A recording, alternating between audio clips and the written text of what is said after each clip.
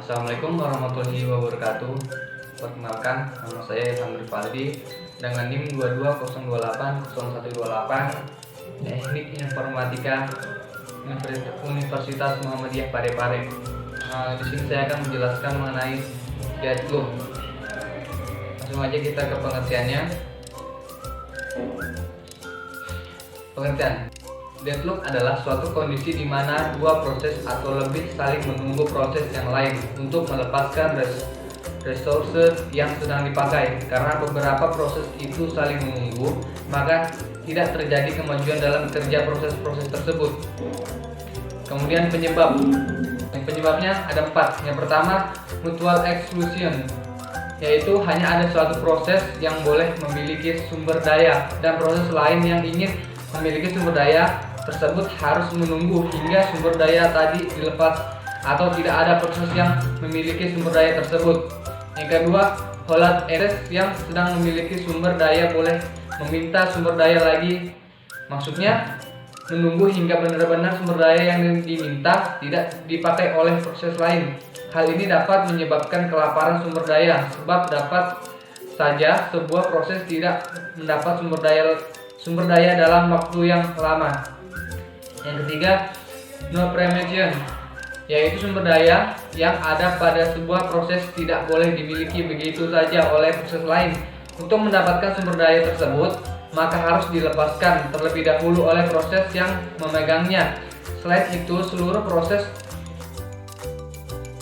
mempersilahkan hanya proses yang memiliki sumber daya yang boleh berjalan. Yang keempat, virtual wide, yaitu seperti rantai di mana sebuah proses membutuhkan sumber daya yang dipegang proses berikutnya. Kemudian pencegahan deadlock. Pencegahan deadlock ada beberapa. Yang pertama, memindahkan mutual exclusion, yaitu melakukan spooling perangkat-perangkat yang harus didedikasikan ke suatu proses.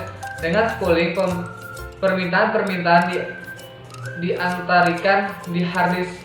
Setiap job diantarian spooler akan dilayani suatu persatu.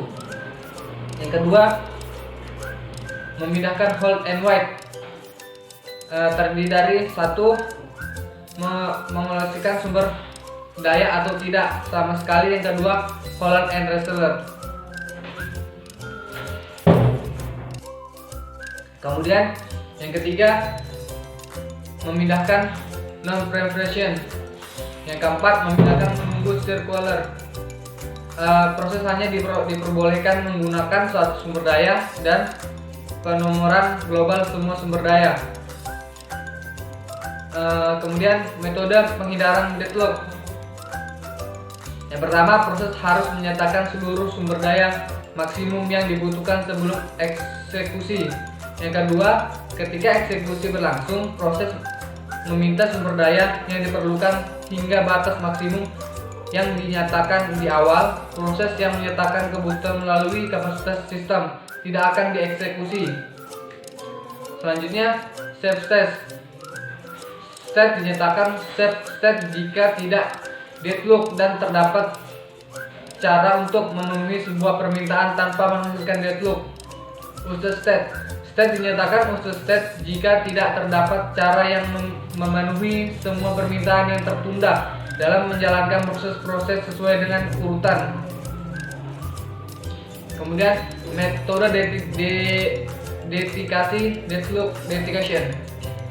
Untuk mengetahui ada suatu tindakan deadlock dalam suatu graf dapat dilihat dari perputaran dan resolver yang dimilikinya, yaitu jika tidak memiliki perputaran berarti tidak ada deadlock. Jika perputaran ada potensi terjadi deadlock. Resource dengan instan tunggal dan perputaran mengakibatkan deadlock. Pemulihan deadlock. Hal-hal yang terjadi dalam mendeteksi adanya deadlock adalah: 1. Permintaan sumber daya dikabulkan selama mungkin. Kedua, sistem operasi pemeriksa adalah kondisi virtual wait secara periodik.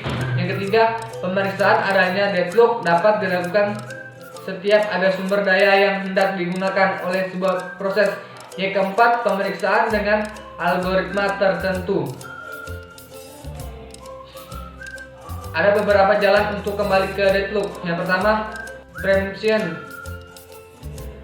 merupakan keadaan di mana untuk sementara waktu menjauhkan sumber daya dari pemakaiannya dengan memberikan pada proses yang lain. Ide untuk memberi proses lain tanpa diketahui oleh pemilik dari sumber daya tersebut tergantung dari sifat sumber daya itu sendiri. Yang kedua, melacak kembali. Setelah melakukan beberapa langkah preemption, maka proses utama yang diambil sumber daya akan berhenti dan tidak dapat melanjutkan kegiatannya. Oleh karena itu dibutuhkan langkah-langkah untuk kembali pada keadaan aman di mana proses masih berjalan dan melalui proses lagi dari situ. Kemudian lewat membunuh proses yang menyebabkan deadlock. Cara yang paling umum ialah membunuh semua proses yang mengalami deadlock. Cara ini paling umum dilakukan oleh hampir semua sistem operasi.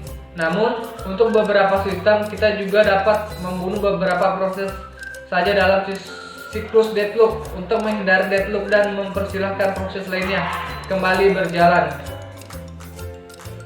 Terima kasih. Mungkin itu saja yang dapat saya sampaikan. Kurang dan lebihnya mohon maaf. Saya hanya manusia biasa. Wassalamualaikum warahmatullahi wabarakatuh. Goodbye.